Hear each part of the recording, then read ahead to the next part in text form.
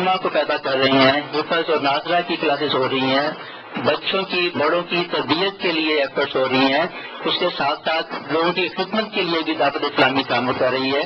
اور یہ ایک بہت اچھی بات مجھے پتہ چلی ہے کہ جیلوں کے اندر جو ہمارے لوگ قید ہیں ان کی اصلاح کے لیے دعوت اسلامی بہت کوشش کر رہی ہے اور اس کے بڑے اچھے نتائج ہیں. اور اسی طرح سب مسلمانوں کو اس کے اندر یہ حصہ لینا چاہیے اور اپنا کام کرنا چاہیے. میں امیر اہل سنت سے یہ پوچھنا چاہوں گا کہ جتنی بھی اجتماع ہوتے ہیں اور مسجدوں میں ہوتے ہیں، عید میلاد النبی کی اجتماع ہے، اس کے علاوہ بہت ساری اجتماعات ہوتے ہیں، اس کے اندر اسپیکر کے استعمال کا میں نے یہ دیکھا ہے کہ اسپیکر کا استعمال اتنا زیادہ کیا جاتا ہے کہ مسجد کے آداب ملحوظ خاطر نہیں رکھے جاتے، حتیٰ کہ نعت خوانی کرتے ہوئے آواز اتنی اونچی ہو جاتی ہے. اس کے بارے میں کیا حکم ہے؟ یہ دونوں تاثرات دینے والے جو تھے یہ بریگیڈیئر ریٹائر بریگیڈیئر تھے. ان حضرات کے آپ نے تاثرات سنے ماشاء اللہ دعوت اسلامی کے بارے میں بڑے مثبت تاثرات ہیں ان کے جذبات اللہ قبول فرمائے. اب یہ کہ وہ اسپیکر کے استعمال کے بارے میں یہ فرما رہا، دیکھا میں تو بولتا رہتا ہوں نا کہ سلجھے ہوئے لوگ جو ہوتے ہیں نا اس طرح کے، یہ ہمارے جو عام اسلامی بھائی جو روڈوں پہ اور گلیوں میں لگے پڑے ہوتے، شاید ان کو پتہ نہیں پتہ بھی ہے کہ نہیں، تو مسجد کی بات کر رہے تھے. ہر جگہ مائک اور کان پھاڑ آواز میں وہ خود تو نہیں سونا نہیں ہوتا، ان کو جاگنا ہوتا ہے، اور دوسروں کو سونے نہیں دیتے. حالانکہ ان کو رات جا کر بھی دن کو سونے کا موقع مل جاتا ہوگا، لیکن جو بیچارے کام دھندے پر صبح جاتے ہیں ان کو موقع نہیں ملتا ہوگا. اچھا، ان کا سوال یہ تھا کہ مسجد کی بے ادبی یا ادب اس تعلق سے تھا کہ مائک کی آواز کو حدیث شریف ہے نا جو کہ مسجد کو شور سے بچاؤ، اونچی آوازوں سے بچاؤ. اب ظاہر ہے کہ مائک جب چلے گا تو آواز تو اونچی ہوگی، اور جمعے میں خطبے میں بھی آواز تو مائک تو کھلتا ہی ہمارے یہاں اونچی آواز ہوتی ہے، نمازیں جب پڑھی جاتی ہیں مائک میں تو اس کی آواز بھی اونچی ہوتی ہے. تو یہاں اس اونچی آواز میں کوئی حرج نہیں ہے، جبکہ خود اپنے آپ کو تکلیف نہ پہنچتی ہو یا دوسروں کی ایذا کا باعث نہ ہو. تو عام طور پہ جو مائک چلتے ہیں مسجدوں میں نمازوں میں یا بیانات میں، وہ دوسروں کی ایذا کا باعث ہونا یہ غالباً کم ہی ہوتا ہوگا. ہاں، لوگ نماز پڑھ رہے ہیں، نمازوں کا وقت ہے ان کا، اور اب یہ کہ فل ساؤنڈ کھول دیا تو وہ ایک الگ بات ہے.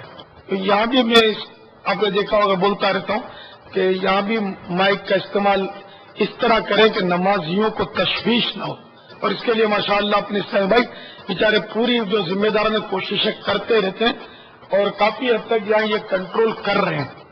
لیکن اب یار یہ مائک ہے، اب کیا کریں اس کا، یہ آواز پھیلے گی. اب اس کو ہم چاہیں کہ یہ منڈیر کے باہر آواز نہ جائے کھلے آسمان تلے، یہ کیسے ہوگا؟ یہ تو جائے گی آواز. تو ہم نے 100 کو سنا ہے لیکن 500 تک آواز جائے گی، کیا کریں؟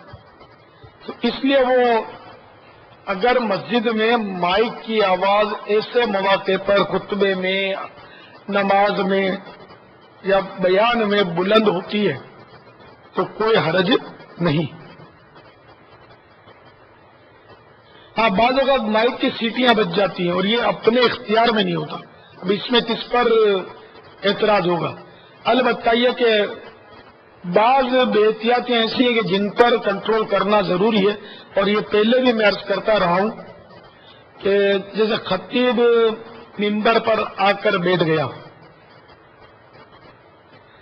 اب خطیب جب منبر پر آ کر بیٹھ گیا، اذان ہو رہی ہے. اچھا، اذان بھی خلاف سنت انداز ہے اذان کا. عموماً مساجد میں خطبے کی اذان جو ہے وہ مسجد کے باہر دی جانی چاہیے، خطیب کے سامنے، مگر مسجد سے باہر. لیکن عام طور پہ مسجد کی پہلی صف میں خطبے کی اذان دی جاتی ہے. جس انتظامیہ والے سن رہے ہیں مسجد کے یا ائمہ کرام اور خطبہ مجھے سن رہے ہیں، اور اگر آپ کی چلتی ہے تو آپ کو ضرور اس سنت کو زندہ کرنا چاہیے کہ پانچوں وقت کی اذان یہ بھی مسجد سے باہر دینا سنت ہے. اور یہ خطبے کی اذان بھی مسجد سے باہر دینا، تو اس لیے وہ اس کو زندہ کریں. یہ پانچوں نمازوں کی اذان کی سنت اس قدر وہ ختم ہو گئی ہے کہ اعلی حضرت امام اہل سنت رحمۃ اللہ تعالی علیہ نے اس کے بارے میں صراحت سے لکھا ہے کہ جو یہ اذان مسجد کے باہر اگر جاری کروا دے تو اس کو 100 شہیدوں کا ثواب ملے گا. اس حدیث پاک کے تحت اتنی عام ہو گئی ہے، یعنی بولنے جیسا ہے نہیں. آپ بولو گے تو شاید لڑائی کریں گے. اس مسجد میں بھی ہوتی ہے، اس مسجد میں بھی ہوتی ہے. حالانکہ سنت یہ ہے کہ پانچوں نمازیں مسجد سے باہر ہونی چاہیے، کیونکہ یہ اذانیں جو نا یہ اعلان ہے، نمازی کو بلانے کا اعلان ہے. اب یہ دنیا کی کورٹوں کا جو قاعدہ ہے، یہ شاید جس کو تجربہ ہو اس کو پتا ہوگا. کورٹ میں جو ملزم کو اعلان کیا جاتا ہے بلانے کے لیے، تو اس کا طریقہ یہ ہوتا ہے کہ وہ کورٹ کے باہر دروازے پر آ کر جو پیشکار یا جو بھی ہوتا ہے وہ آواز دیتا ہے کہ فلاں بن فلاں کون ہے، تو وہ پھر اندر آتا ہے. اگر یہی پیشکار جج کے سامنے کھڑے ہو کر اگر اعلان کرے کہ فلاں آ جائے، تو یہ قانون ہے کہ یہ مطلب کورٹ کی توہین مانی جاتی ہے. یہ قانون اس کو پکڑ لیں گے کہ تم نے کورٹ کی توہین کی. یہ پرانا قانون بنا ہوا ہے. تو اسی طرح ہے کہ مسجد میں نمازیوں کو لانا ہے تو اعلان مسجد کے اندر ہوگا، مسجد کے باہر ہوگا. نمازی تو عوام تو گھروں میں باہر ہیں، تو اسی لیے بڑے بڑے منارے بنائے گئے تھے اور ان مناروں پر اذانیں دی جاتی تھی. اب بھی منارے بنائے جاتے ہیں، لیکن اب مائک نے مناروں کی وہ اذان والی جو علت ہے وہ ختم کر دی. لیکن منارہ باقی ہے کہ مسجد کی اس سے ایک شان و شوکت ہے اور ایک روب ہے، اور یہ بنانا حرج نہیں ہے بلکہ اچھا ہے. اب اگر کوئی یوں کہے کہ اب چونکہ مطلب ہے کہ وہ مائک ہے اس لیے دینے کی ضرورت نہیں ہے باہر، تو وہ میں نے کورٹ کی مثال دی. تو کورٹ والے پھر بھی برداشت نہیں کریں گے. آپ چلو ایک مائک یا میگا فون لے کر جج کے منہ کے سامنے اعلان کرو کہ فلاں آ جائے، تو یہ کیسے جمے گا؟ پکڑ لیں گے کہ یہ تو توہین ہے کورٹ کی. کورٹ کی توہین گوارا نہیں ہے. تو یہ مسجد میں ہے. تو اب یہ کہ اذان جو باہر ہی ہوگی. اب جیسے عربی میں خطبہ دیا جاتا ہے جمعے کا، یہ سنت ہے عربی میں، اس کا عربی میں ہونا سنت ہے.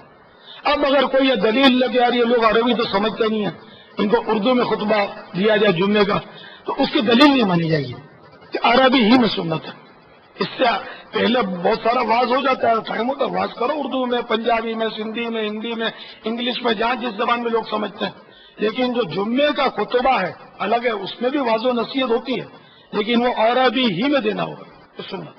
تو اس طرح اذان چاہے لاکھ مائک ایجاد ہوئے لیکن اذان مسجد کے باہر ہی دی جائے گی، سنت یہی ہے. تو اس لیے وہ جو میرے آقا اعلی حضرت امام اہل سنت رحمۃ اللہ تعالی علیہ جو بہت بڑے عالم تھے، زبردست عالم تھے، تو ان کا فتویٰ مان لینا چاہیے. اور مسجدوں سے جس کی چلتی ہو، آپ لڑیں گے جا کر تو مسئلہ ہو جائے گا، لڑنے کی ضرورت نہیں ہے. یعنی کہ اگر وہ سن رہے ہیں خطیب صاحبان بیچارے چاہتے بھی جو کمیٹی جو ہے نا، ان میں بعض ویسے لوگ ہوتے ہیں وہ نہیں مطلب علم بھی نہیں ہوتا ان کو اور سمجھ بھی نہیں ہوتی، تو وہ اڑی کر جاتے ہیں. نہیں، اتنی صدیوں سے اتنے برسوں سے فلاں آ کر پڑھا گیا نماز، فلاں آیا تھا اس نے اعتراض نہیں کیا، فلاں علامہ صاحب تشریف لائے تھے انہوں نے اعتراض نہیں کیا، تم کون ہو اعتراض کرنے والے؟ یوں بھی ہوتا ہے.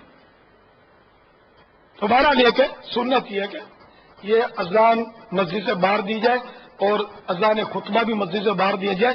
یہ چلی تھی بات یوں کہ مائک کی آواز مسجد میں بلند ہونے کی صورت. یہ تو مسجد کے باہر کی وضاحت فرما دیں، اب یہ تھوڑا واضح ہو جائے تو بہتر ہوگا. یہ عرض کرتا ہوں، یہ مسجد سے باہر سے مراد جو عین مسجد ہے، یہ جیسے عین مسجد ہے. اس وقت ہماری فیضان مدینہ کی جو لوکیشن ہے اس کے مطابق سمجھا سکتا ہوں کہ یہ عین مسجد ہے. اس کے باہر یہ منڈیر سامنے بنی ہوئی ہے، اس کے پیچھے کھلا آسمان ہے. تو اس مسجد میں یہ کھلے آسمان والی فنائے مسجد ہے. فنائے مسجد کی تعریف یہ کہ عمارت مسجد میں جو مقام ضروریات مسجد کے لیے بنائے جاتے ہیں وہ فنائے مسجد کہلاتے ہیں. مثال کے طور پر امام صاحب کا حجرہ جو مسجد کی عمارت میں ہی ہوتا ہے یہ فنائے مسجد کہلاتا ہے. اچھا، اسی طرح یہ مسجد کی دریاں اور کچھ ساؤنڈ کی پیٹیاں اور یہ چیزیں بنانے کے لیے جس کو آپ لوگ کیا بولتے ہیں گوڈاؤن یا اسٹور روم، وہ جو اسٹور روم مسجد کے سامان رکھنے کا بنایا جاتا ہے اس کو بھی فنائے مسجد بولتے ہیں. تو مسجد کی ضروریات کے تحت جو جو چیزیں بنتی ہیں وہ فنائے مسجد ہوتی ہے. مسجد کی چھت یہ عین مسجد ہوتی ہے، یہ فنائے مسجد نہیں ہے. منارہ یہ فنائے مسجد ہوتا ہے کیونکہ یہ اذان دینے کے لیے پہلے بنایا جاتا تھا، تو اب بھی یہ مسجد سے بالکل ساتھ ہی ساتھ ہوتا ہے، اس کو فنائے مسجد ہی کہیں گے. اچھا، اب ایک تو عین مسجد جس میں ہم ہیں اس وقت، یہ میں نے جو وضاحت کی عین مسجد، دوسری فنائے مسجد، تیسری ہوتی ہے خارج مسجد. خارج مسجد وہ مسجد کا حصہ کہ جو مسجد کی ضروریات کے لیے نہیں ہوتا، بلکہ ضروریات مسجد کے لیے جو جگہ بنائی جاتی ہے، ضروریات مسجد کے لیے جو جگہ بنائی گئی اس سے جو متصل ہے، جوائن ہے، وہ خارج مسجد. مثلا یہ کہ ہمارا جامعۃ المدینہ جو اس فیضان مدینہ میں بنایا ہوا ہے کہ مسجد کی ضروریات کے لیے نہیں ہے، یہ تعلیم کے لیے، تو اس کو ہم خارج مسجد کہیں گے. اسی طرح مسجد کے آمدنی کے لیے دکانیں بنائی گئی، تو یہ دکانیں جو ہیں اگرچہ مسجد کی عمارت سے بالکل جوائن ہیں، یعنی کہ ملی ہوئی متصل ہیں، لیکن یہ خارج مسجد ہے کیونکہ فنائے مسجد میں کاروبار جائز نہیں ہے. مسجد میں بھی ناجائز اور فنائے مسجد میں ناجائز، تو وہ خارج مسجد میں جائز ہے، تو وہ خارج مسجد ہے. اب ان کی جو چھت بنی ہوئی بھی خارج مسجد ہے. تو یہ اگر تھوڑی صورت آپ سمجھ جائیں گے تو آپ کو اعتقاد میں بھی آسانی ہوگی، آئندہ بھی آسانی ہوگی. تو معتکف جو ہے وہ مسجد میں تو رہے گا، ضرورتاً فنائے مسجد میں بھی جائے، بلا ضرورت بھی گیا تو حرج نہیں ہے، فنائے مسجد تک جا سکتا ہے. خارج مسجد میں گیا، مثلا عالمی مدنی مرکز فیضان مدینہ کے جامعۃ المدینہ میں گیا، اعتکاف ٹوٹا. دکان میں داخل ہوا، مسجد کے ساتھ جو لگی ہوئی دکانیں ان میں گیا، اعتکاف ٹوٹا. ان کے چھت پر گیا، اعتکاف ٹوٹا. اور یہاں ایک تھوڑا سا حصہ ہے جس کو امید ہے کہ انہوں نے بند کیا ہوگا، بند کرنے والے ہیں یہ، تو آج دوپہر کی بھی بات ہوئی تھی، تو یہ انشاءاللہ عز و جل یہ آپ کو پھر نظر آ جائے گا. تو وہ بھی خارج مسجد ہے، کچھ ہے حصہ جالیاں وغیرہ بنی ہوئی ہیں. تو یہ سب کو مطلب یعنی کہ معلومات ہونی ضروری ہے، ورنہ تو پھر وہ آزمائش ہوگی. تو اب یہ کہ ہمیں سمجھانے یہ لگا تھا کہ مسجد میں مائک کی آواز ایک مطلب یعنی کہ وہ ایسی ہے کہ مسجد میں وہ کرتے ہیں اور جس کا خیال نہیں رکھتے ہیں. اور میں نے چند بار اس کا اظہار کیا ہوا، شاید میں نے لکھا بھی ہوگا کہ جب خطیب منبر پر آ چکا، اب مائک کی مطلب یعنی بالکل مائک آن ہوتا ہے، اس کو کر کے کھڑکھڑاتی کے ساتھ اس کے منہ کے ساتھ سیٹ کرتے ہیں. پھر میرے ساتھ بھی ہوتا تھا، پھر میں نے ذہن بنایا ان لوگوں کا کہ نہیں یار ایسا نہیں کرو. آپ ایک معیار بنا لو کہ میں جب کھڑا ہوتا ہوں تو مائک کتنا اونچا ہونا چاہیے، معیار بنا لو، اور اس کو آف کر کے آن کریں گے تو کھڑی اور تڑا تڑی ہوگی اس کے اندر. یہ سبھی کو تجربہ ہوگا، 100% میرا گمان ہے کہ سبھی مسجدوں میں جاتے ہیں جو نمازی ہوتے ہیں. تو یہ مائک کو آف کر کے اس کو بالکل خطیب کے منہ کے آگے لگا دیا جائے، اور ایک معیار کے اتنا اونچا کرتے تو خطیب کے منہ کے آگے لگ جاتا ہے. تو یہ خادم کو تاکید کی جائے، مؤذن کو جو بھی لگاتے ہیں ان کو تاکید کی جائے، انتظامیہ یا خود اگر سن رہے ہیں تو وہ خود یہ کیا کریں کہ پہلے سے بالکل سیٹ کر لیا کریں مائک اور پھر آن کیا کریں، تاکہ مسجد میں یہ بیجا کھڑکھڑاتی اور شور نہ ہو. آدمی جو سنت بیچارہ پڑھ رہا ہو وہ تو بھول جاتا ہوگا رکعتیں، اتنی کھڑکھڑاتی ہوتی ہے. تو یہ سخت تشویش کا باعث ہوتا ہے یہ کھڑکھڑاتی. اب خدا جانے اس پر حکم کیا لگے گا، کیونکہ یہ بالکل اس پر ایک طرح کا عموم بلوا جیسا ہے، اتنا مطلب عموم ہے اس پر، عام ہو جائے. ہر مسجد میں تقریباً ہوتا ہے. آپ کا جہاں مطلب گزر ہو، آپ کی چلتی ہو، سنی جاتی ہو، تو محبت سے پیار سے یہ سمجھا ایک بار دو بار سمجھانے سے یہ نہیں جائے گی عادت، بار بار بار بار سمجھانا پڑے گا، تو انشاءاللہ پھر عادت بن جائے گی، آپ کو ثواب بہت ملے گا کہ مسجد کھڑکھڑاتی سے، نمازی تشویش سے بچ جائیں گے انشاءاللہ عز و جل۔ اس طرح مسجد میں وعظ وغیرہ ہو، بیان ہو، تو اس وقت بھی مائک آف کر کے آپ اس کو سیٹ کریں گے نا، مبلغ کے آگے، مقرر کے آگے، تو یہ شور نہیں کرے گا۔ اگر مائک آن ہے تو یہ شور کرے گا۔ آپ کوئی بیٹھا ہوا ہے تو اس کے جیسے نعت شریف پڑے گا تو اس کو یوں خر کر کے یوں کرتے ہیں اس کے منہ کے آگے، پھر کو کھڑے ہو کر نعت شریف پڑھا اس کے خر کر کے یوں کھڑا کرتے ہیں، اس کو بالکل آن ہوتا ہی ہے۔ تو مسجد میں برابر برابر بار بار بار بار یہ شور اس کا گونجتا رہتا ہے، تو یہ آف کر کے کریں گے تو انشاءاللہ مسجد کو آپ شور سے بچانے میں اس حوالے سے کامیابی حاصل کریں گے انشاءاللہ۔ واللہ تعالی اعلم ورسولہ اعلم عز وجل وصلی اللہ تعالی علیہ وآلہ وسلم۔ صلو علی الحبیب صلی اللہ تعالی علی محمد۔ ہے کوئی امید مسجدوں میں یہ کچھ نافذ کریں گے اس طرح؟ جن کی چلتی ہے بہت سے ایسے ہوں جن کی چلتی ہوگی، بلکہ مسجدوں کا نظام یہ چلاتے ہوں گے بعض تو انشاءاللہ آپ بھی میرے پیچھے تو خطیب صاحبان بیٹھے ہوں گے، ہمارے مولانا تو کئی خطیب ہوتے ہیں اس میں، تو آپ لوگ بھی اپنی مسجدوں میں اگر اس طرح کا کوئی ہے گڑبڑ تو اس کو دور کریے۔ اذان بھی مسجد کے باہر، جمعے کی اذان بھی مسجد سے باہر، فنا ہے مسجد میں، اور یہ کھڑکھڑاٹی اور گھڑگھڑاٹی بھی بند کروا دیں۔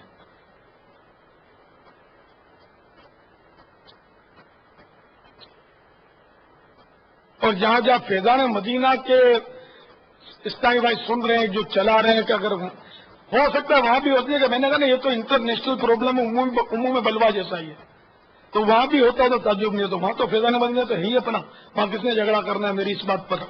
تو یہ چیزیں وہاں اگر کمی ہے تو اس کو دور کی جائے اور نافذ کروا دیں، کیونکہ اب تقریباً آخری معلومات کے مطابق 266 فیضان مدینہ پاکستان میں کوئی بن چکے ہیں، کچھ زیر تعمیر ہیں، اس طرح سب مکس معاملہ ہے۔ پھر دنیا کے مختلف ممالک میں بھی ترکیبیں ہیں، تو اس طرح جہاں بھی ہیں تو کم از کم فیضان مدینہ میں تو الحمدللہ اپنی بات سنی جاتی ہے، وہاں بھی یہ ہو انداز ساری دنیا میں کہ ایسے سب لوگ ایسا نہیں ہے کہ جو ہماری نہ سنیں، ہم تو شریعت کی بات کرتے ہیں۔ اب وہ کھڑکھڑاٹی تو مجھے کیا تکلیف ہے، میں کون سا آپ کی مسجد میں بیٹھا ہوں تو میرے کان کے پردے پھٹے جا رہے ہیں، تو آپ ہی کی بہتری کے لیے عرض کر رہا ہوں، آپ کی بھلائی کے لیے کہہ رہا ہوں۔ کیا اعلیٰ حضرت نے کون سا اپنی ذات کے لیے فتویٰ دیا؟ مسلمانوں کی اصلاح کے لیے دیا کہ مسجد کے باہر اذان دو، جو کہ سنت ہے اور شروع سے وہ چلی آ رہی ہے۔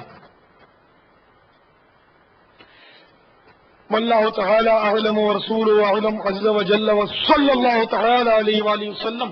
صلو علی الحبیب۔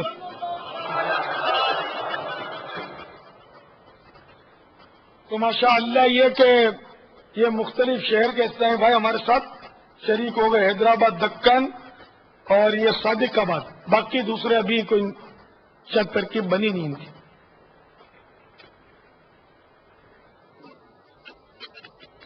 یہ صادق آباد ماشاءاللہ بہت اسلامی بھائی آپ نے جمع کر لیا ماشاءاللہ۔ اب یہ کہ ان کی ترکیب امید ایسی کی ہوگی کہ آج ساری رات یہیں رہنا ہے، اور سحری کی بھی امید آپ نے ترکیب رکھی ہوگی انشاءاللہ۔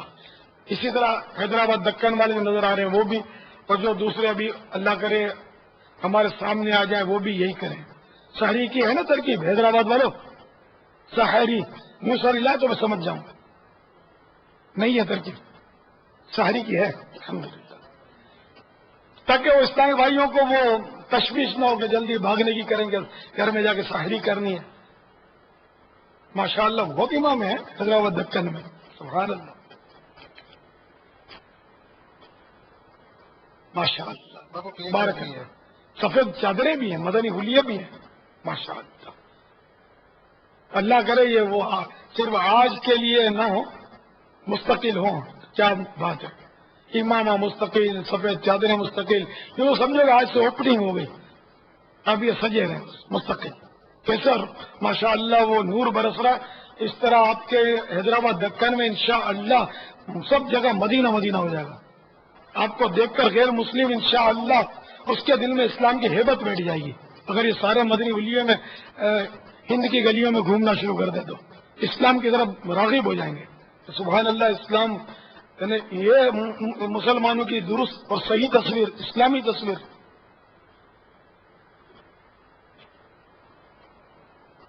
صلو علی الحبیب.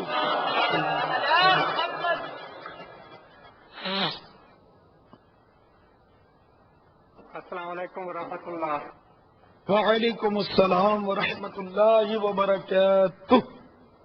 میں بریگیڈیئر فرمان خان. یہ بچوں کا صف میں کھڑا ہونا، اکثر علماء نماز کے دوران نصیحت فرماتے ہیں کہ 15 سال سے کم عمر کے بچے جو ہیں ان کو صفوں میں نہ کھڑا کریں، نہ ان کو سائڈ پہ کھڑا کریں، بلکہ ان کو پیچھے بھیج دیں. میرا سوال یہ ہے کہ اس سے ان بچوں کی تربیت پہ، ان بچوں کا علم سیکھنے پہ کیا اثر ہوتا ہے؟ اور میرا اپنا مشاہدہ یہ ہے کہ اگر بچے اپنے گارڈین یعنی والد، بھائی، چچا کے ساتھ کھڑے ہوں گے تو ان کو سیکھنے کے زیادہ مواقع ملیں گے، بجائے اس کے کہ ان کو پیچھے ہم بھیج دیں اور پیچھے وہ ساتھ کھڑی کر کے شرارتیں کرتے رہیں اور باقی نمازیوں کی بھی نماز جو ہے اس کو خراب کریں.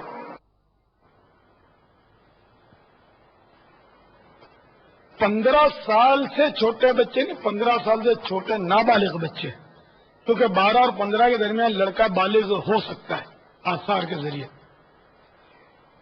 تو اعلان یہی ہوتا ہے کہ 15 سال سے چھوٹے نابالغ بچے، ان کی صف آخر میں بنے گی. اب اس میں عقلی طور پر کہ یہ اپنے گارڈین یا سرپرست کے ساتھ رہیں گے تو ان کی تربیت زیادہ ہوگی، تو خالی نماز میں 5 منٹ کھڑا کر کے تربیت کرنی ہے. وہ جو آپ کو مطلب وہ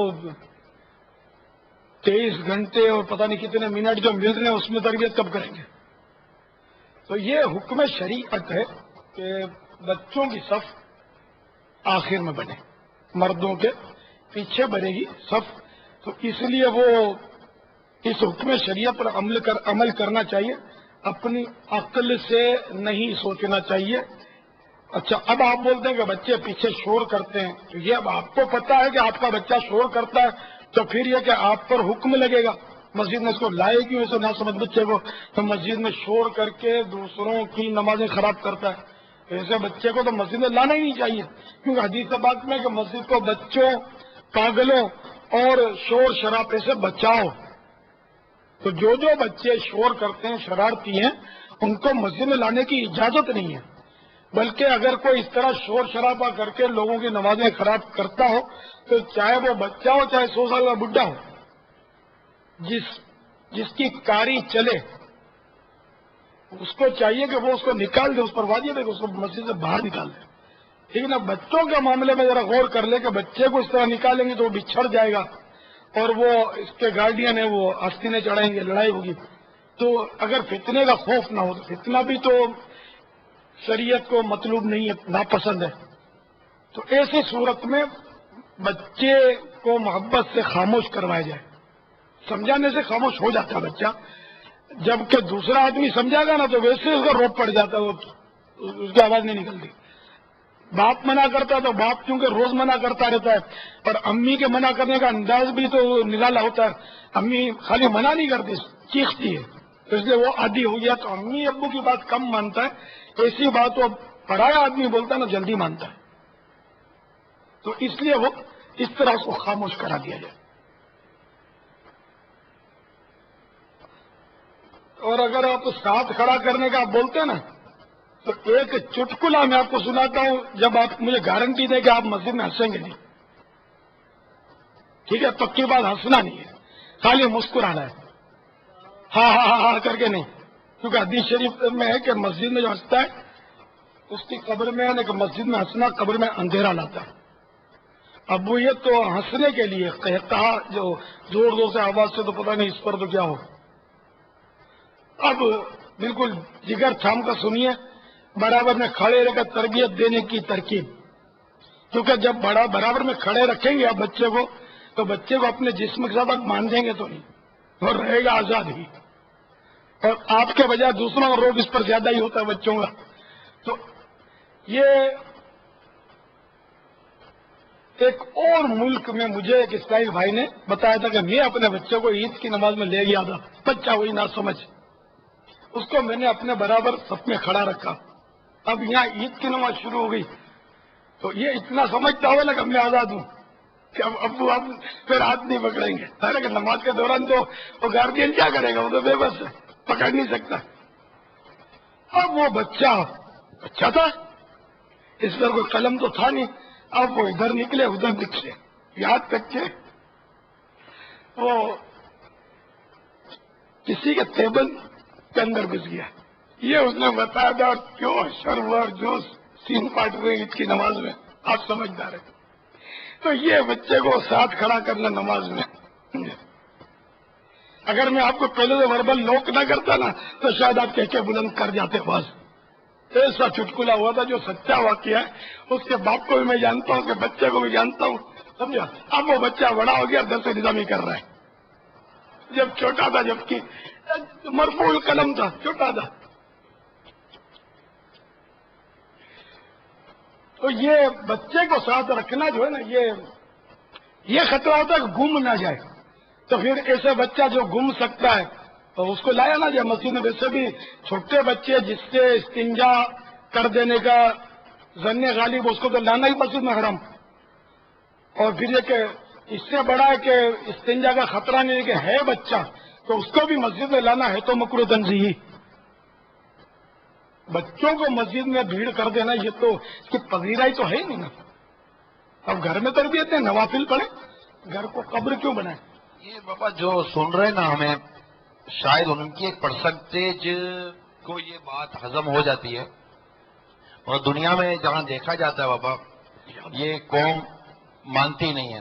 بچوں کے حوالے سے ایسا لگتا ہے کہ جیسے قوم جو ہے نا بابا جذباتی ہے، بہت زیادہ جذباتی ہے، اور کسی صورت نہیں مانتی، بلکہ کسی بھی موقع پر ہم نے دیکھا ہے کہ یہ بچوں کو لا کر ہی مسجد میں ڈال دیتی ہے.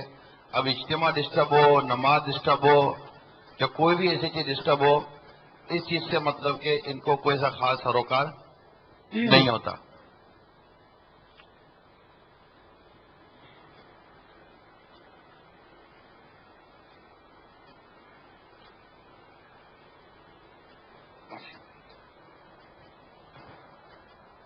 اب بچوں کے تعلق ابھی تو بچہ ہے نا، بچہ نہیں کہہ کر آدمی ٹال دیتا ہے.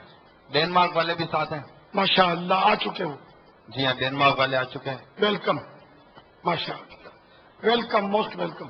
ڈینمارک کے اسلامی بھائیوں کو امیر سنت ابھی پہنچیں گے بابا. جی ہاں جی. یہ تھوڑے ہلے. ڈینمارک. جی ہاں. آواز بھی پہنچے گی. یہ آپ کی آواز سن رہے ہیں تو آپ کی ویڈیو نہیں دیکھ رہے. اچھا، ویڈیو ہم ان کی دیکھ رہے ہیں. تو یہ بابا دنیا بھر کے جو مبلغین ہیں، یہ بات جو آپ اس وقت مدنی چینل کے ذریعے ہمیں بتا رہے ہیں، ہمارا مبلغ یہ کیسے عوام تک پہنچا ہے، یعنی جمعہ کی نماز میں کیسے پہنچا ہے، یا عام طور پہ کیسے پہنچا ہے، کہ جتنے بھی دیکھ رہے ہیں سن رہے ہیں وہ بھی دیکھ رہے ہیں سن رہے ہیں، مگر یہ بالکل انٹرنیشنل پرابلم ہے.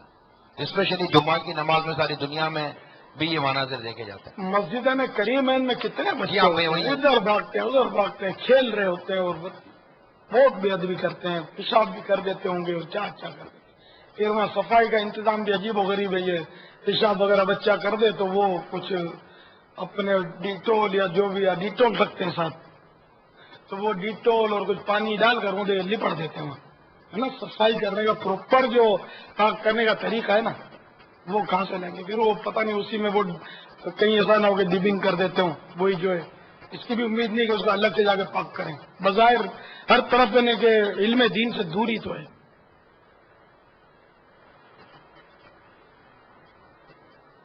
یہ ڈیٹول رکھتے اسی لیے کہ کسی کو خون نکل جائے، بچہ کچھ گندگی کر دے تو وہ اس کے جراثیم مار دیں صفائی کر کے.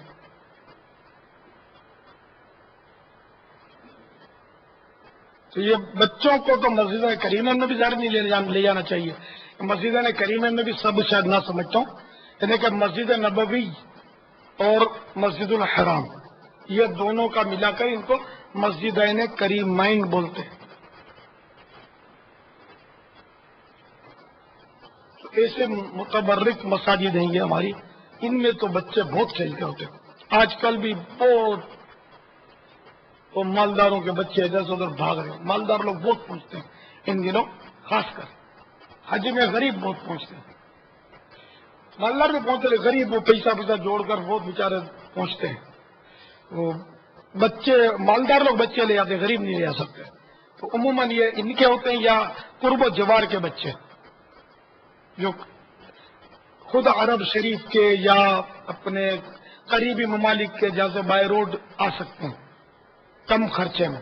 تو اس طرح بہت بچے پہنچ جاتے ہیں، مختلف زبانوں والے بیچارے بھاگ رہے ہوتے ہیں، دوڑ رہے ہوتے ہیں، کوئی روکنے والا نہیں ہوتا. اب ان تک تو ہماری آواز بھی کیسے پہنچے گی؟ کم از کم پاکستانی، ہندوستانی جو اردو اسپیکنگ جو ہماری بات سمجھ رہے ہیں، اگر وہی باز آ جائیں جو سن رہے ہیں تو بھی فرق پڑے گا کہ بچوں کو لے ہی نہ جائیں. نہ سمجھ بچوں کو یہاں کسی کو سونپ دیں. قابل اعتماد جو رشتہ دار ہوتے ہیں سونپ کے جاتے ہیں، جن کے پاس خرچہ نہیں ہوتا سونپ کے جاتے ہیں بچوں کو یہاں حج کے لیے. واللہ تعالی اعلم ورسولہ اعلم عز وجل وصلی اللہ تعالی علیہ وآلہ وسلم. صلو علی الحبیب.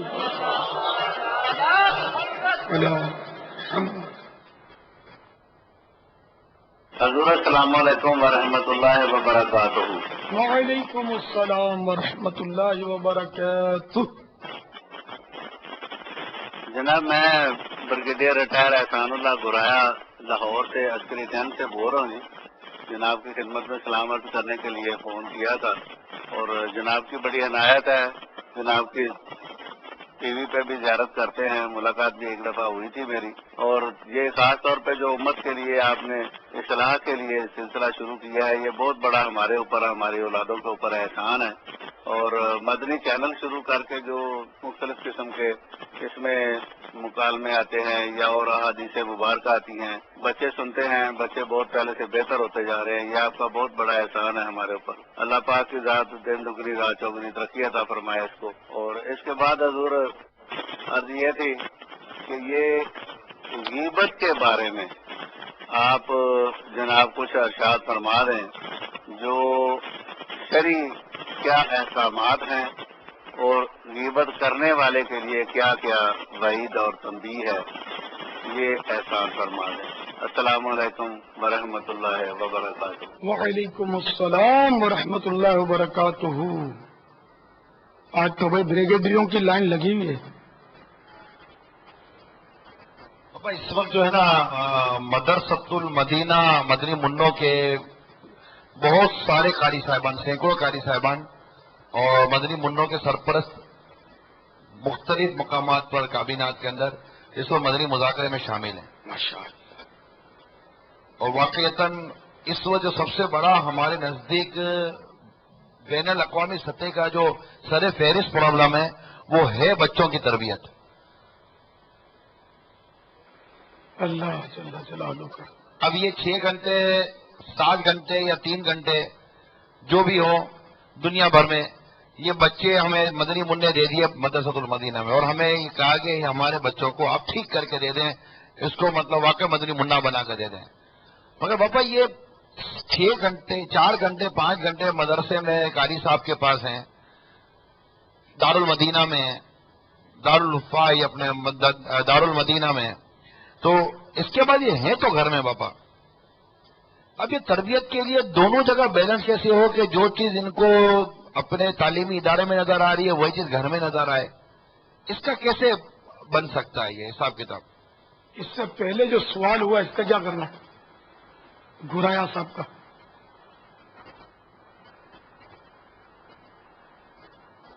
غیبت کے تعلق سے وہ دعوت اسلامی نے ویسے وہ جھنڈا اٹھایا ہوا ہے اور غیبت پر جتنا دعوت اسلامی میں کلام کیا جا رہا ہے شاید ہی کہیں اس طرح کلام کیا جاتا ہو. اور جو اسلامی بھائی ماشاء اللہ جذبے والے ہوتے ہیں وہ تو غیبت کے خلاف بالکل اپنے گلے میں لٹکا کے پھرتے ہیں. تمغہ کہیں، بیس کہیں، یا یہ ڈھال کہیں، یہ دیکھتے ہی سامنے والا بھی سمجھ جائے کہ اس کے بعد ڈال گلے گی نہیں، غیبت میرے کو کرنی نہیں ہے. خود بھی احساس ہو جائے گا یار غیبت تو حرام ہے، میں کہاں اس میں پڑ گیا. یہ ڈھال ہے اپنی غیبت کے خلاف. تو غیبت حرام ہے. غیبت کی تعریف ذہن میں ہونی چاہیے. جو بھی یہ مولکات ہیں نا ان کی ہم کو تعریفات جب تک پتہ نہیں ہوگی تو ہم بچیں گے کیسے. جو گناہ ہے اس کا ہم کو پتہ ہی نہیں ہوگا یہ گناہ ہے تو ہم بچیں گے کیسے. تعریف سمجھ آنی چاہیے. یہ فرض علوم میں سے غیبت کے بارے میں جاننا بھی ضروری احکام. اور اکثریت ہماری جو گناہوں میں یہ پڑی ہے غیبت کے، اس کا شاید سبب یہ بھی ہو کہ ان کو بیچاروں کو پتہ ہی نہیں کہ غیبت بولتے کس کو. بڑے بڑے یعنی کہ مذہبی نظر آنے والے لوگ بھی آج کل غیبت میں مبتلا نظر آتے ہیں. ان کی توجہ ہی نہیں ہوتی غیبت بولتے کس کو. بلکہ اگر کوئی سمجھنے والا بھی اگر ان کو توجہ دے رہا ہے تب بھی بعض اوقات بحث کرتے ہیں. تو غیبت اتنی مطلب یعنی کہ میٹھی لگتی ہے. جب تک غیبت نہ کریں بے چینی سی ہوتی ہے. کسی کی پول آ گئی ہاتھ میں تو اس کو جی چاہتا ہے کہ دو چار تک پہنچا دوں. کمزوری آ گئی کسی کی تو پہنچانے کا بڑا جی چاہتا ہے. یہ شیطانی حرکت ہوتی ہے. تو اب یہ کہ غیبت جو ہے اس کی تعریف ڈیفینیشن یہ ہے کہ کسی میں موجود خامی دوسرے کو